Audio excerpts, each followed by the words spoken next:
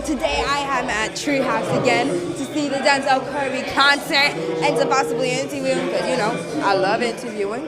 But let's see if I'm going to be able to get him because from his music, I'm very inspired by Walkin. I love Melt Session #1 and when he's featured on Voted. But if you want to see what happens, hey, come along. I'm pretty sure we're going to have a lot of fun. Keep on walking, ain't no stopping. Dirty, filthy, rotten, little while we all alone. Take it, ain't no option for my heart. So the result just gives it robbing. There you go. Like you in the future. Well, if you're gonna rap, remember you gotta teach people. Make it catchy, but teach people at the same I time. even got flows with the blow. Woo! See, that's your son. I am sitting here with the super talented Mr. Denzel Curry. Akwaba to Ghana and Akwaba to Summertime. Akwaba. What's up? What's happening? Akwaba to everybody out there. I just learned that yesterday, so Oh, what's you up? did? Yeah, there. Yeah. Oh, wow. So you pick it up here and there. That's good. Yeah, a little bit, you know what I'm saying? It is what it is. All right. How does it feel to touch down in Ghana? Well, first off, it's hot, but I'm from Miami, so we kind of used to the whole heat thing, so it's all good. But it's good. The first thing when I came down here, everybody was like, hey, welcome home. I'm like, I've never been here. Yeah, I'm just kidding. But yeah, nah, it's good. It's a good thing. My manager came here like 2 days before, and I came here yesterday. Went to sleep, got back up, and then we experienced a nightlife here. Good time, really good time. Ghana is one of the most beautiful places to visit, personally, for me.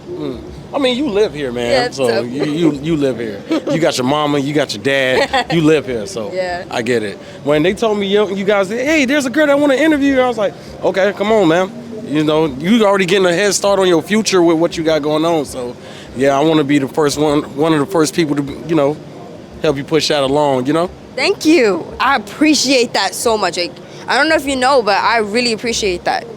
So, I mean, coming from you, thank you. yeah, I mean, everybody got to start their future off like young. When I started rapping, I was what, 12?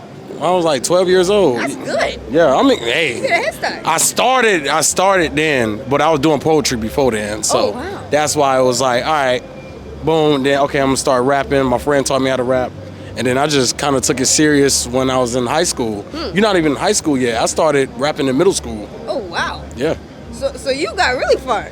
Yeah, I got really, I mean, we'll get into that later. I just want to hear what the questions you have, you know what I'm saying, what you had in store so I can start breaking them down for you. All right. With everyone who sits on my platform, I love to take it back to their childhood. So what was your childhood like growing up in Miami? They always ask me that, but since it's you, I got you. See, my childhood in Miami is literally like this. I grew up in a house full of brothers. I have no sisters, none. Unless I tell you I have like a sister, that's really just my close friend, you know? But usually I grew up in the house, mother, father, and nothing but boys. And I'm the youngest one out of all the boys. Oh, wow. And when it came down to like just upbringing and stuff like that, my brothers, they was all into football. I think the only one that was into the stuff I was into, it's kind of in between, was my brother Rashad. Like he liked the stuff that I liked, but also was playing football and stuff like that. I only played football in the street. I never got into like real high school sports or anything like that. I always liked fighting. That was like my thing. Why did you like fighting so much? Well, one, I don't know, you too young for this, but your parents might tell you about this later. So there was a backyard fighter back in the day called Kimbo Slice, right? And he kind of set off the whole backyard fighting thing in Miami. And my brother was a backyard fighter as well. And my dad used to box back when he was in the Marines. And I just got into it through my brother, my dad, and my friends and Bruce Lee movies. And it was like, you know, so it was just like a lot of, wow, like, so pretty much my childhood, you know, going to the candy lady house. If you know what a candy lady is, you know, you get like 25 cents or more. Go there, you go to this lady, she sells candy, she sells fries. Fries cost about like $5. That was like $100 to us as kids. But yeah, so that's pretty much our childhood. When we was kids, we just played football in the street, basketball in the street, fight other kids from the other neighborhoods. That was just typical Miami lifestyle. Just basically any kind of like childhood was like that, you know? When I listen to your music, I hear 3 6 Mafia, some Migos, and even a hint of Kendrick. Who inspired you the most? Andre 3000. Andre 3000? Yeah, Andre 3000 was the main one before I was even into 3 6 Mafia like that. So back in the day, so 3 6 Mafia, before there was 3 6 Mafia, it was 666 Mafia. But before I was even into them, I got into them like later on in my life. I was into Andre 3000 from Outkast, and I'm gonna say Big Boy too, because Big Boy, you can't have Outkast without Big Boy, and you can't have Outkast without Andre. So you got to give them both credit for what they did. You know, while Andre was doing all the weird eclectic stuff, you had Big Boy to kind of balance everything and stabilize the whole thing and make it like, you know, what it is. So Outkast was a source of inspiration because my mom had the DVDs. My mom used to have these Michael Jackson VHS on.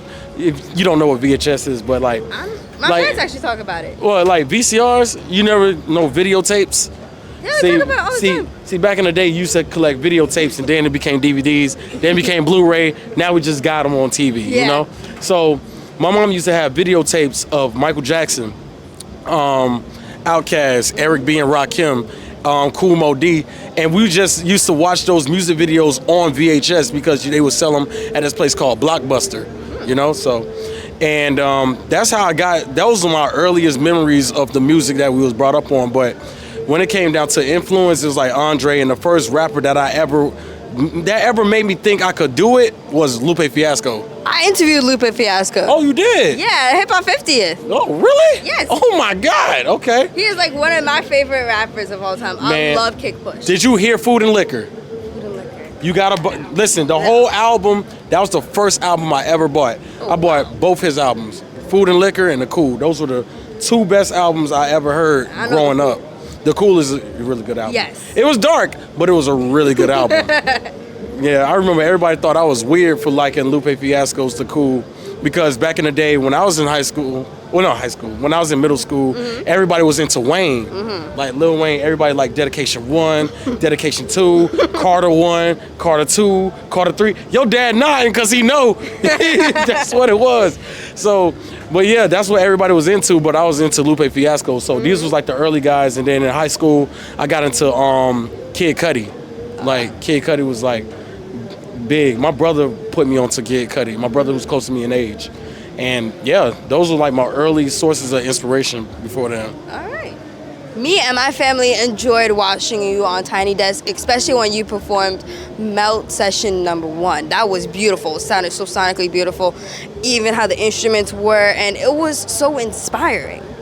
So let me ask you, because it sounds like a vulnerable song. How did you make it, and did you feel vulnerable at the time, or?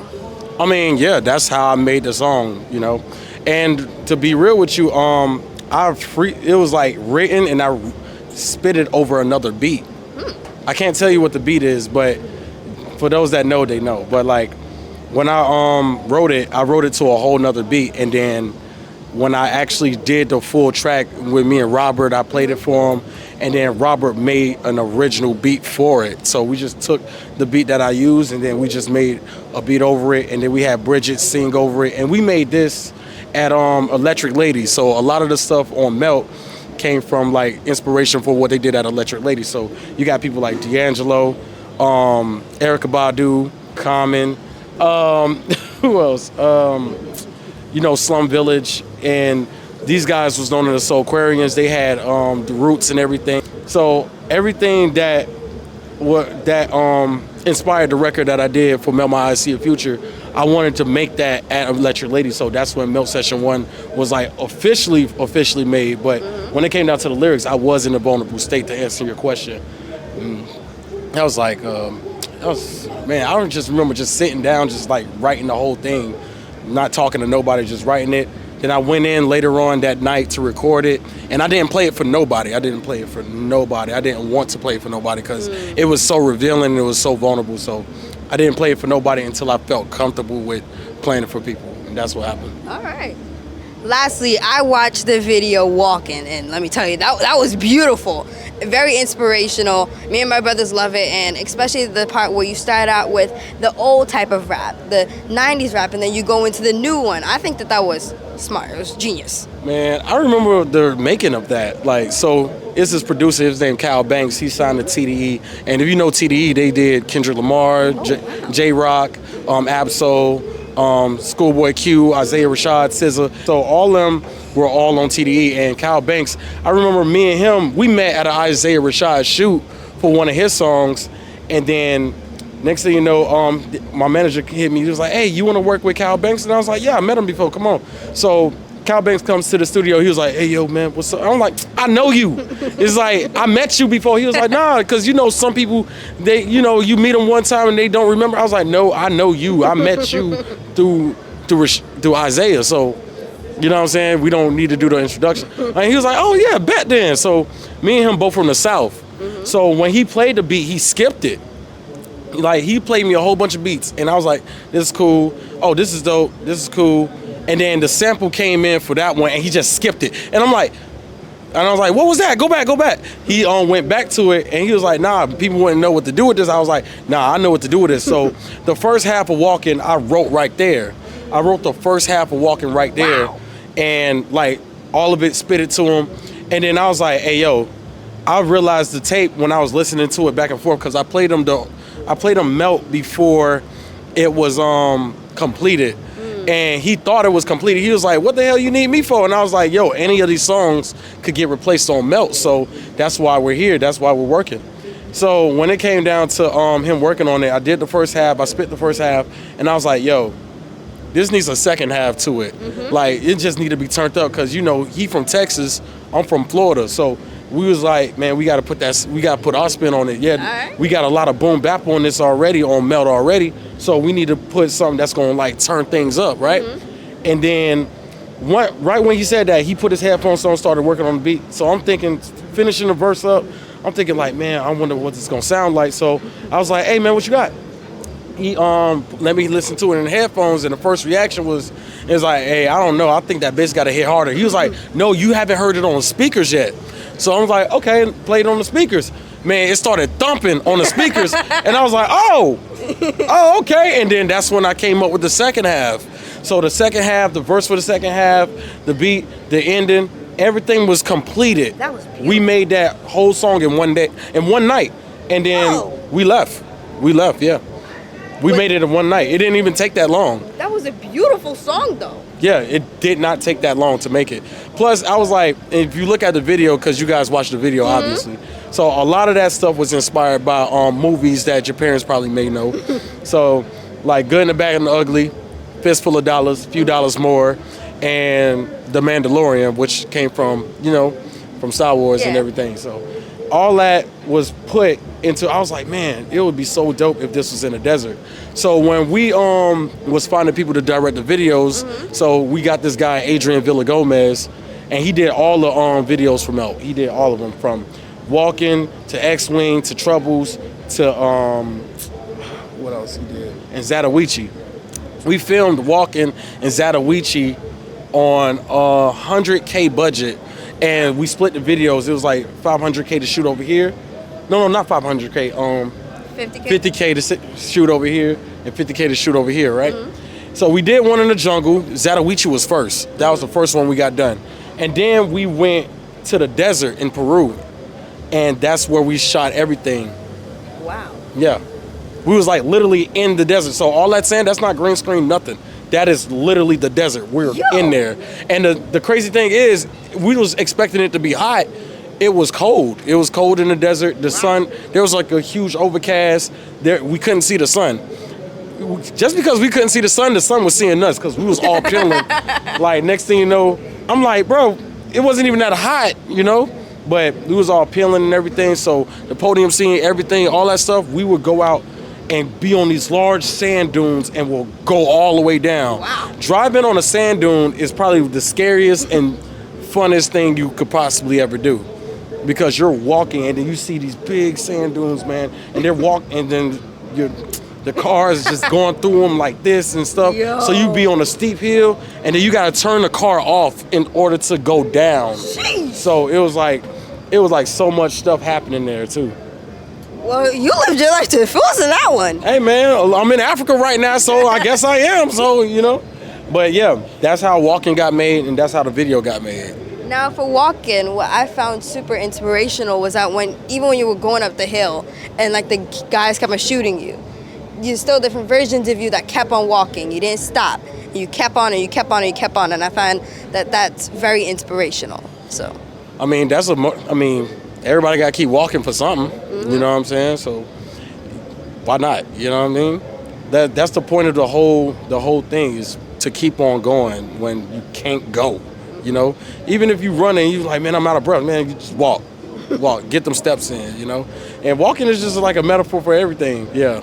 But walking is just a metaphor for anything. So people got to use that in their daily life. So even with what you're doing with this camera and what you're doing with like interviewing people and everything, you just got to use that as motivation to just keep doing what you're doing, regardless of what people are telling you.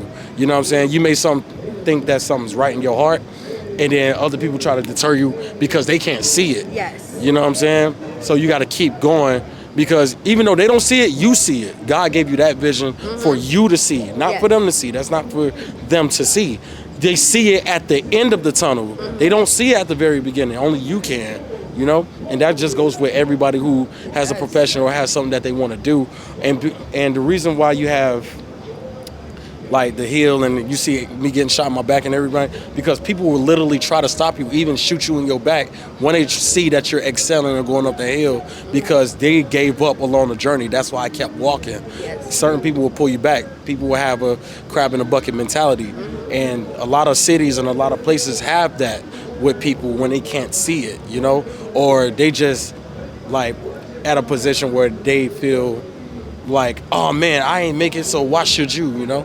So you should never like see it like that. You should always just keep going forward, regardless of what anybody say. Yes, and I find that's very beautiful. By any chance, do you know the day that you were born? Yeah, February 16th. All right, that day of the week. Oh, day of the week? Oh, nah, I don't know. All right, so you said February 16th. Let me just go and do a little research here. Wait, Even hold better. on. Y'all finna give me an African name, huh? Yes. Ah! So if I was on Sunday, it would be Quessy, isn't it? Yes. Ah! You on your A game. Give me a high five. Wait, is it on a Sunday? On a Thursday, baby? Yow. Yow. Yow. It's me, baby. Be like, yow. New York. Yo, Bronx. EX. I'm Dominican. Oh, gosh. You know I'm right. Your mom knows I'm right. Yeah. You might be Dominican. You might be Dominican. Hey, you don't know. Don't make me question myself. Yeah. But yeah, that's pretty I much. do know that she's part Caribbean though, because Oh, maternal side of the family, St. Thomas. You Jamaican? Oh, St. Thomas. St. Thomas? Oh, okay, cool. Virgin Islands. Oh, okay, you got You it. don't get much love. Okay, yeah. You ain't like the Bahamas or, Jamaica or Haiti or Cuba Just right next to the U.S. or Venezuela. You know what? I was about to say Venezuela, boy. I left it alone. Oh, here's a bonus. I loved your part on Goated. Oh. That was very funny. Especially the video when you got called and they said that you were the GOAT of the year and you were doing the dance and you had your tongue out, you were knocking Armani. Nah, but here's the thing. That whole video, me and Armani White, we was just cracking jokes the whole video. Like the whole video, that was all our promo. Every time we see each other, we automatically roast each other. I said he looked like he could tell somebody's futures because his head wrapped. And it's like, he was like, he do. Man, I was like, man, you are one earring and a crystal ball away from telling somebody's fortune. It's like, hey man, it was funny. Yo, he was trying to make fun of how I was dressing. I was like, boy, you dressed like bed linen. You need the silk sheets. Boy. Nah, see, I mean that's a part of your culture too. Yeah, roasting is a huge part of our culture. Hey, I mean, come on. I think it's a huge part it's a huge part of culture in general. You got white people, they roast. Look at you, Jimmy. Yeah, man. Right. But that's so fun. Well, this is gonna have to close, but thank you. I actually had so much fun. Man, you learned a lot. Yep. You learned a lot. And man, keep doing what you're doing. I gotta leave you with words of wisdom. Thank you for doing this interview. Thank you. Man, keep doing what you're doing. I will. Keep writing these interviews out, and hopefully, man, you have your own news press or whatever social media platform where you could be able to put on whoever. You know what I'm saying? Put on whatever journalist is trying to make it into this world too. Keep doing what you're doing. Keep interviewing people. Don't let off the gas. Have that drive, and then when you go back to America, you know what I'm saying? Do what you gotta do. But do what you gotta do here too. You know what I'm saying?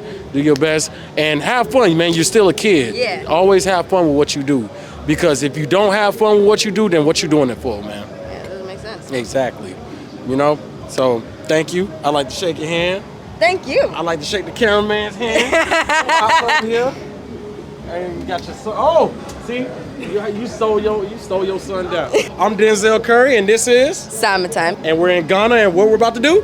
We're about to go and see your show. Okay then. I will see y'all later. Peace out. Bye. Until next time on Summertime. See, you did that. You did that. You did that, but for real. Hey, but before you start crawling, I'ma see us keep balling. I just gotta stay focused. I just gotta keep walking, keep on walking. Ain't no stopping, ain't no stopping. Feel this broken, nothing let on what we call our own.